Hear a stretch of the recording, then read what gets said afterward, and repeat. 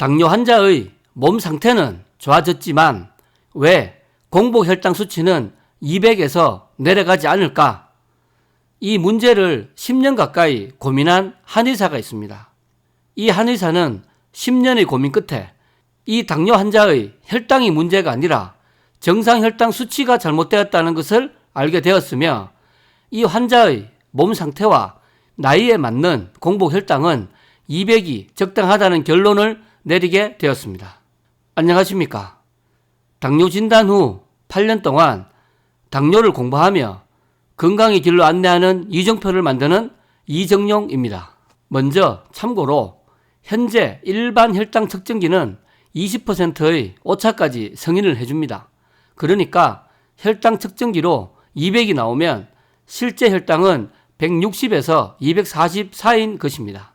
이번 영상은 현대의학에서 정한 당뇨 진단 혈당 수치의 문제점에 대해 알리기 위해 진짜 당뇨, 가짜 당뇨라는 책의 내용 일부분 중에서 두 분의 당뇨 환자 실제 사례를 중심으로 제작하였습니다. 책의 저자는 1997년부터 7만 장 이상의 진료 기록부가 쌓여있는 백한의원을 20년 넘게 운영 중인 한의사이며 모든 병의 원인이 병독과 자세와 움직임의 불균형으로 보고 있습니다.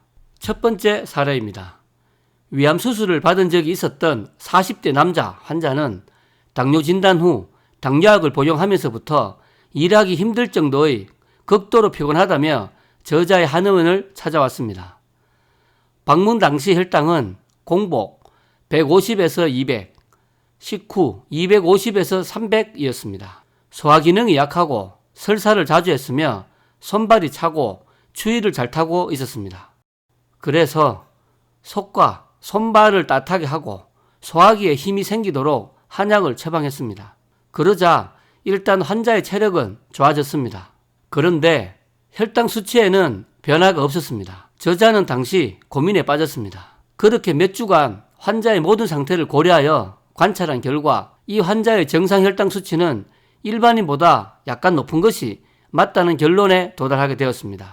위암 수술 후 충분한 음식을 먹지 못했으며 영양분 섭취와 소화가 모두 느려진 상태였습니다. 소화기가 빠른 시간 안에 영양을 흡수해 당분을 공급하기 어렵게 되자 몸은 혈당을 약간 높은 상태로 유지해 일상생활과 작업을 수행하고 있었던 것입니다. 그런데 의사는 혈당 수치만 보고 당뇨 진단을 내렸고 인위적으로 약물을 투여해 혈당을 낮췄습니다. 당연히 몸은 스스로 살기 위해 당뇨약에 저항하여 혈당을 계속 상승시키고 있었던 것입니다. 이후 그 환자는 혈당은 약간 높지만 어떠한 약도 복용하지 않은 채 정상적으로 일상생활을 잘 유지하고 있습니다.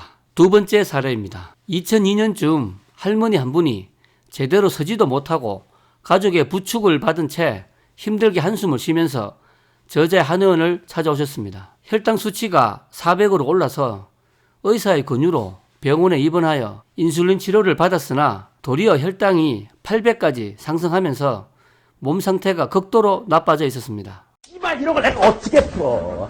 나 안 풀어. 이런 거 안 나올 거니까. 그래서 환자의 속을 따뜻하게 하고 계열의 순환과 체력을 정진시키는 약재로 만든 한약을 한 달 정도 복용했을 즈음 다행히 혈당은 200에서 300 정도로 내려갔습니다. 그런데 문제는 공복 혈당이 200 이하로는 안 내려가는 것이었습니다. 하지만 컨디션은 좋았습니다. 그 후로도 1년에 한두 번 찾아오셔서 한약을 드셨지만 혈당은 정상 범위까지 내려가지 않았습니다. 환자가 느끼는 몸 상태는 좋아졌지만 왜 혈당 수치는 정상 범위까지 내려가지 않을까? 저자는 이 문제를 10년 가까이 고민을 거듭한 후 결론을 내립니다. 환자의 혈당이 문제가 아니라 정상 혈당 수치가 잘못되었다는 것을 알게 된 것입니다. 그 환자의 나이와 몸 상태에서는 공복 혈당이 200 정도가 맞다는 것입니다. 이후로도 이 환자와 유사한 사례를 수없이 경험하면서 건강하지 않은 사람들과 노인들을 현대의학이 정한 정상 혈당 수치로 당뇨 진단을 내리는 것이 얼마나 잘못된 의료 관행인지 절감하게 되었다고 합니다. 지금 서양의학적 당뇨 진단 기준은 오래된 차도 새 차와 같은 연비를 유지해야 한다고 우기는 것과 같습니다. 따라서 건강하지 않은 사람과 노인의 당뇨 진단 기준은 조금 탄력적으로 해야 하며 그 가이드라인으로 공복 혈당 150에서 170, 식후 혈당 250에서 300을 제시하고 있습니다. 서양의학에서는 모든 사람을 하나의 혈당 수치에 맞춰 당뇨 환자로 진단하고 있습니다. 나이가 들면서 몸이 노후되어 몸에 필요한 당 에너지가 늘어나야 하는데 20대 젊은 몸에 필요한 혈당 수치를 적용하고 있습니다. 최신 자동차는 연비가 좋아 적은 연료로도 쌩쌩 달리고 속도도 좋고 멀리 가지만 노쇠한 차는 그만큼의 연료를 더 넣어줘야만 잘 굴러갈 수 있는 것처럼 인간의 몸도 젊었을 때와는 달리 늙어서는 그만큼의 당을 더 보충해 줘야 합니다. 힘쓰는 일에 종사하는 분들이 있고 그렇지 않은 분들이 있는데도 하나의 혈당 수치만으로 당뇨 환자로 몰아세워 평생 약을 복용토록 하는 건 문제가 있다는 것입니다. 혈당 치료에만 매달리는 것은 관리 치료에 불과할 뿐이고 그 원인 치료를 해야 진짜 치료입니다.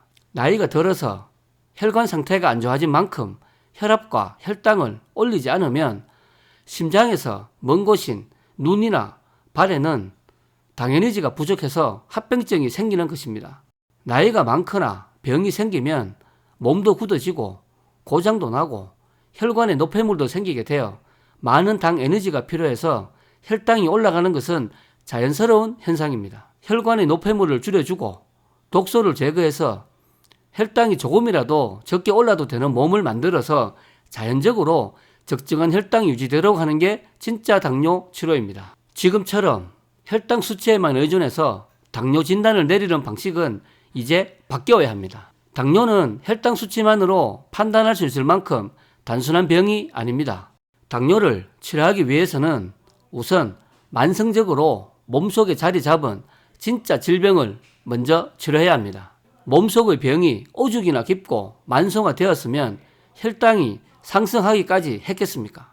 혈당이 상승할 때 별 문제가 없는 환자의 경우는 대부분 가짜 당뇨 환자들입니다. 따라서 혈당을 낮추지 말고 혈당이 상승해야만 피로가 회복되는 근본 원인을 찾아서 치료를 해야 합니다. 혈당 수치가 높아서 당뇨가 생긴 것은 아닙니다. 현대는 서양 의학 중심이며 모든 병의 약의 처방도 표준화되고 획일화되고 있습니다. 혈당을 낮춘다고 모든 것이 건강해지는 것은 아닙니다. 반대로 혈당이 높다고 건강이 약해진다고 볼 수 없습니다. 사람마다 다릅니다. 혈당을 떨어뜨리는 약을 오래 복용한 사람에게 합병증이 진행되는 경우가 있습니다. 혈당이 정상인데 몸은 왜 천근만근 무거운 걸까요?